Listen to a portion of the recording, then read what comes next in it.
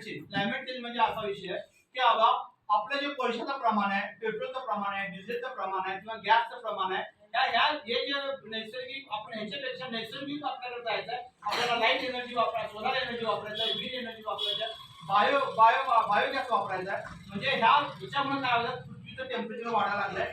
Green house gases जे green house gases बघा, nitrogen oxide आहे, कार्बन डायऑक्साईड आहे, मिथेन आहे, त्यानंतर कार्बन आहे. तर हे कार्बन आहे, पृथ्वीचं टेम्परेचर काय होणार आहे, ते चालू दशकामध्ये पृथ्वीचं टेम्परेचर 1.5 डिग्री सेंटीग्रेड पर्यंत वाढवायचं आहे. त्यामध्ये का प्रबळ विकसित देश आहे, जे अमेरिकेसारखे देश आहे, त्यांनी काय केले, 2050 पर्यंत त्यांनी त्यांचं कार्बन काय करणार, 0 कार्बन 2050 पर्यंत करणार आहे. आपल्या मान्य पंतप्रधान साहेबांनी सांगितले की 2070 पर्यंत आपल्याला हे करायचं आहे.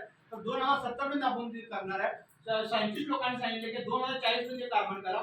म्हणजे चालू दशकामध्ये पृथ्वीचं बॅलन्स करण्यासाठी 1.5 डिग्री सेंटीग्रेड पर्यंत टेम्परेचर बॅलन्स करा. जर हे तुम्ही बॅलन्स करणार तर तुमची जी इकोसिस्टम आहे, जी बायोलॉजिकल तुमची लाईफ चालणार आहे, ते बॅलन्स राहणार आहे. तर हे बॅलन्स राहून शकलं तर पृथ्वीचं काय करणार आहे, टेम्परेचर वाढणार आहे. आणि पृथ्वीचे टेम्परेचर वाढणार आहे, त्याच्यामुळे काय होणार, ग्रीन हाऊस इफेक्टचे जे गॅसेस आहेत त्याच्यामुळे काय होणार आहे की समुद्राची पातळी वगैरे जे वाढायला लागलेले आहेत किंवा भविष्यामध्ये जे हार्मफुल इफेक्ट होणार आहेत, तर त्याच्यामध्ये इफेक्ट होणार आपल्याला त्या फॉसिल फ्युएल म्हणा किंवा कोळसा म्हणा, पेट्रोल म्हणा, डिझेल म्हणा, गॅस म्हणा, याच्यावरती अवलंबन आपल्याला काय करायचं आहे, कमी करायचं आहे. आणि आपल्याला सोलार एनर्जी म्हणा, विंड एनर्जी म्हणा, बायोगॅस म्हणा, ह्याच्यावरती आपल्याला इलेक्ट्रिक एनर्जी म्हणा, औष्णिक एनर्जी म्हणा, ह्याच्यावरती आपल्याला अवलंबून काय करायचं आहे, गॅस करायचं आहे. हे केल्यामुळे काय होणार, तुमचं जे कार्बन आहे ते पृथ्वीवरती जे वातावरणाचं कार्बन काय होणार आहे, तुमचं बॅलन्स होणार आहे. आणि वातावरणाचं कार्बन बॅलन्स करण्यासाठी प्रत्येक देशाने काय केलेलं आहे, त्याचे टार्गेट ठेवलेलं आहे. संयुक्त राष्ट्र संघटनेने काय केलेलं आहे, युएन मध्ये जे 194 देश आहेत त्यांनी काय केलेलं आहे,